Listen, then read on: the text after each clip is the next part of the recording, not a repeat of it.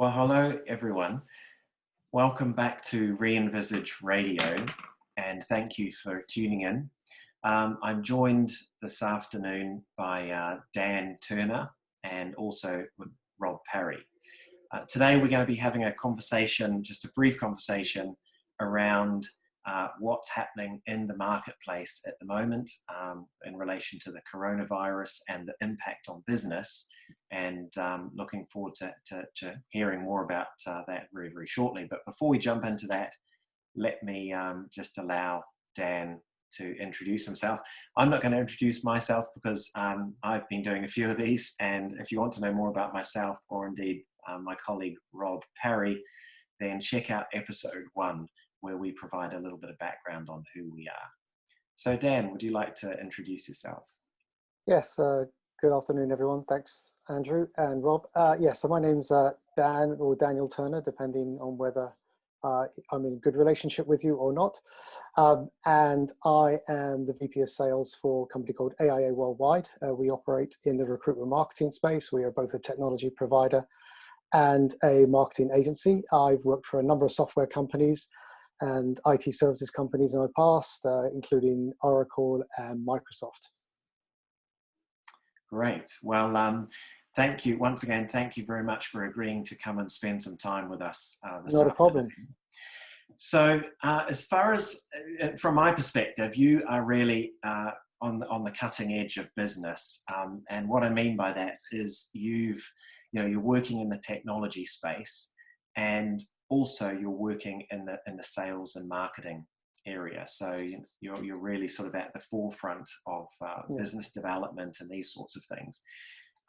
Gosh, a few weeks into coronavirus, I'm wondering, Dan, what are you seeing in your world, or even in the larger sort of business world right now? What's happening out there? Yeah, and that's a big question with sort of a multifaceted answer. So I'll sort of call out different things that I've seen, and you can sort of ask me more pertinent questions if you want. I think the things that I've seen is, well, from a business perspective, a real shift. So the conversations that we were having in the past with people have just either sort of stopped, changed, or gone away completely. And partly that's the business that we're in. So we're in sort of recruitment marketing, and recruitment marketing is sort of a non-recession. It's not a recession-proof business, right? So it's very recession sensitive, in the sense that it's an area of the economy that 6 months ago was in high demand. We were in record low unemployment or record high employment levels, and we saw in 3 weeks about 3 or 4 years worth of growth just wiped away. And so there's a whole change in the way that we engage with our customers that needs to happen. That's kind of the first thing. The second thing that we see is it's not universal. So there's parts of, and we see that when we read the press, right? There's parts of the economy that are doing really well. And so that might be in certain areas of grocery retailing or online retailing, or in distribution, or in healthcare and pharmaceuticals. Those things, and even banking and financial institutions to some extent, they still sort of continuing. And then in others, we've just seen sort of a complete cataclysmic sort of destruction, you might say. We're talking about travel and hospitality and other areas of retail, hotels and restaurants and cafes and things like that. They've just been decimated. So you've got this real sort of position where you say one part of the economy has just got wiped out, and another part of the economy is seeing sort of record growth, where we'll see when the financial results come out what those companies have done. But the net effect has been absolutely a downturn. So that's kind of the macro scheme. The micro, you might say, is what about the nature of the conversations we are having and we need to have, and that actually, when you're in sales, you have a conversation with someone about the subjects that they want to talk about, not necessarily what we want to talk about. And that's completely shifted as well. And we saw that very, very quickly, even on sort of social channels like LinkedIn and elsewhere, where the tone started to change very quickly. People started to say, I don't want to get sold to. Now's not the time to come to me with your value proposition for a time gone by, which was really just last week. Yeah. You need to bring something to me that is of value in the circumstances I find myself in now. And I think that, was for us the biggest thing to come to terms with, that we had to change the whole way that we work. Yeah. Well, that's really interesting in terms of it sounds like, my observation, people are really wanting to connect at a real human and need level. Actually just becoming much more authentic, right? Let's make sure we're connecting together. Let's make sure that, before we have any discussion around business, you're understanding what my needs are. And we've got some sort of, which is amazing because we're having to do that all remotely, isn't it? Yeah, but that becomes so important. So if you come to, so what we were seeing as a sentiment on social networks, which is just a reflection of reality, was that people were saying, not just don't come to me with your value proposition for a time gone by, but a stronger statement that says, if you do, I will remember this when we get out of this, which is even stronger. That's basically saying, if you don't sort yourselves out, you will not have the right to come and talk to me in the future. Very, very, very strong. And I think that's a reflection of the significance of the times and the situations that people were finding themselves in. And that was certainly the sentiment, I would say, for the first week and 10 days. I think things have started to shift on since then, as people call it, the new normal has set in. But that was definitely the first week, 10 days or so. And Dan, do you have a sense that that's going to continue? Is this new normal one which could be characterized by a bit more authenticity and transparency? I think so. I think people, I think there's a realization in a sales situation that when you're selling, there has to be a need. And if you don't get the need right, you're not going to sell anything. And it becomes a little bit more authentic that says, what I'm offering, is it really what you need at the moment? And if it isn't, that's fine. Let's talk about it later. If it is, let's have a conversation about how does it help both of us? How does it help you because it really solves your problem? And how does it help us in the sense of the company that's selling, which is normally a financial transaction? And there's nothing wrong with a financial transaction. Let's be very transparent and open about it, but let's make sure that what we are talking about, what we're selling, is really what you need. So that puts me in mind then that if we just reflect that back the other way, one of the phrases that we're all familiar with now is businesses having to pivot. But I don't think any of us have had to pivot as often or as effectively as we're having to now. Yes. So to turn it back in terms of the conversation within your business, how are you navigating that? That's a really good question. Just going back to what you're talking about, pivoting, one of my colleagues recently said, here we were the last several, 2-3 years talking about the fact that we're in an age of transformation. And his comment was, no, we weren't. Now we are. Yes. In the sense that we wanted to believe we were transforming things, but actually we weren't. Now it's really an age of transformation. Anyhow, going back to your comment, yes, it is the answer. It's really, so there's two plays that I see going on, which is what's the short term and what's the long term play.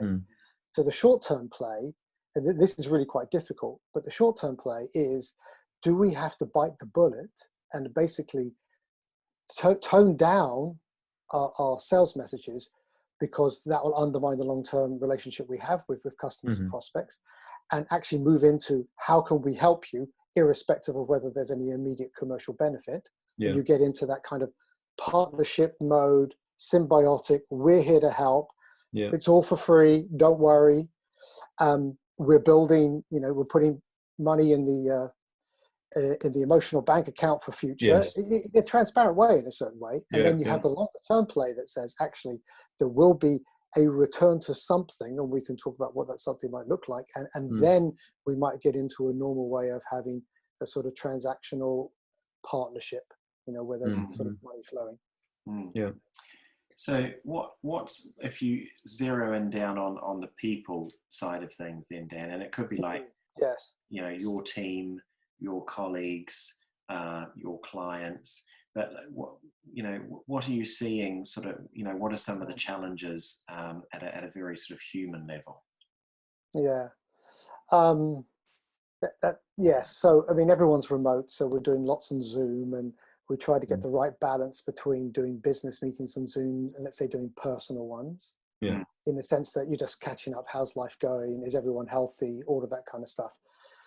I would say that um, I have, for myself, I have more of a concern for people's mental well-being than I have done in the past. Being locked up in, and people are in very different circumstances, right? So you're locked up and you're with, your partner and family and dogs and whatever, and that's one scenario.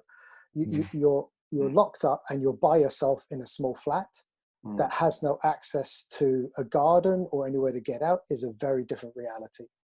And you have to sort of look at those realities and say, what do they need, and how do you care for them and make sure that they're mentally, and it really is mental well-being is the primary thing that you need to be concerned for. And you just see different people handling it very different, and some of it's the circumstances and some of it's their personality, but you have to take that into account. That's probably the biggest thing I've seen.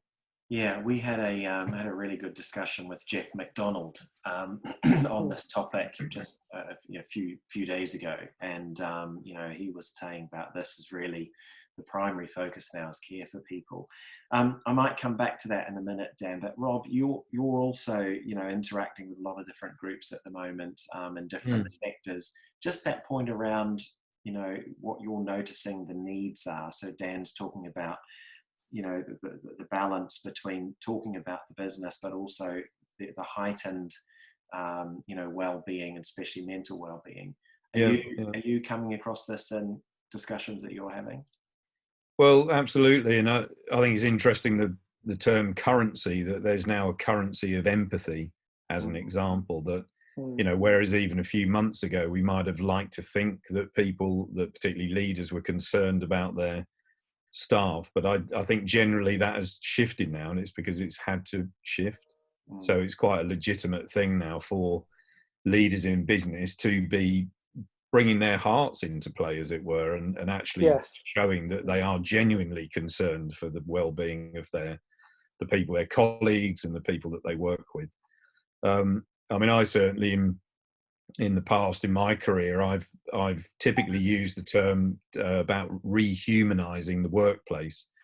And I think that slightly comes on the back of the 150 years that we've had of the Industrial Revolution, where, simply speaking, people became units of production rather than human beings. So I, for the last number of years, have been trying to bring this idea of actually it's human beings that you're that you're working with here, and the more you treat people like human beings, the more they're going to respond, and you're going to see trust and loyalty and what have you. And yet, as you were saying earlier, Dan, we're now seeing it's being thrust upon us now in a way where just as you were saying, we thought we were transitional, but actually we weren't. We thought we were transforming, but we weren't. And I think it's probably also true to say we thought we were trying to put people at the center of the proposition, but actually we weren't. But now we absolutely have to, because there actually isn't really any other play to make. And I think particularly in relation to this long-term survival that you're talking about, is not only will clients abandon companies that they see who aren't prepared to exercise that sense of genuine care and well-being, but equally we're going to see staff moving as well. Because even though the employment landscape is going to be more difficult post the lockdown, people are still going to want to migrate to businesses that they've seen genuinely caring for their employees. So I think we're going through these sort of major shifts, and it's quite difficult to see it. And yet, to answer your question, Andrew, absolutely, that it is happening, and we're in the midst of it. So, Rob, sorry, can I just jump in on that point? Because Rob, I think it's really important what you just said, and I think that's one of the consequences of these sort of Zoom sessions is that they've become a lot more, that old term, bring your whole self to work, right? Has taken on another level of reality in this situation where, my little daughter or my dog's barking in the background, and this stuff now happens inside the Zoom meeting so much more. Yeah, yeah, And I've been on calls where people have introduced their family and their pets, and it is becoming a lot more. Instead of, as you said, it's not just sort of having a vocabulary of saying something. It's now become a reality of it, and bringing your whole self to work is becoming more real since we're working from home. Yes, that's right. Yeah. I mean, physically, we're even bringing our home offices or wherever it is we're speaking to. It's quite an insight into, where people are. Yeah, I was on a call the other day with actually, they were in Hong Kong and Singapore, and it was late at night there. And then so one of the ladies, the little toddler, just came in and sat on her mum's knee during the call, so, and that was completely fine. I mean, that wouldn't have been fine 3 weeks ago, right? But yes, that's right. Yeah. Now. Yeah. So, maybe just to wrap up, Dan, any reflections from you in terms of what's been helpful or what hasn't been helpful, or other people perhaps in similar positions, leading teams of people, what might be a useful thing to do at this point in time? So I think the two things that I found helpful is staying connected as much as possible. So not just necessarily with your team or with your boss, but actually as many other people as you can within the organization. So we're a company of about 120 people in the UK. We're about 900 or so worldwide, and we have calls with people all around the organization. So that sort of breadth of connection and that variety I found actually quite engaging and quite stimulating. And the other thing, but this is a personal one, and I don't mean to put it on everyone else, is for me is sort of taking suitable breaks and doing something different. So whether it's exercise, whether it's going for a walk, whether with social distancing, yes, but doing something. Those things become quite important. So I think the diversity in the sort of the conversations you need to have and taking breaks, I think is really, really important. I think when I started, I got to a couple of days and I realized that I'd spent the whole day on Zoom and I don't know how many hours it was. And that was not good for me from a well-being perspective. So I changed that very, very quickly. And I think those are the two things that I've personally found helpful and would recommend. Yeah. Thank you. Well, I'm really delighted that you've taken the time out of your very busy day to join us. Thank you for doing that. And Rob, also thank you for joining me and offering your insight and wisdom. It's much appreciated. So, and I just want to kind of pick up on that point you mentioned there at the end around being connected. That is one of the things that's very, very dear to my heart. In fact, if you look at the Re-envisage website, you're going to see we talk a lot about the importance of connection. And I've been reading about the connection currency that we have with each other. And I think that, bizarrely, this is exactly what's being strengthened and built now. And we're recognizing this is so important to be able to do anything, whether it's business or family or whatever it is. And then also earlier, you just talked about that balance of business and personal. And we're seeing these two things really blend together really nicely now. Thanks for bringing that out. And also the point around taking time out. I've rediscovered running, so that's really great. I actually went for a run just before the call. So thank you very much. I hope that you've enjoyed the program, and we'd love for you to give us some feedback on this. And we look forward to sharing more content with you in due course. Take care.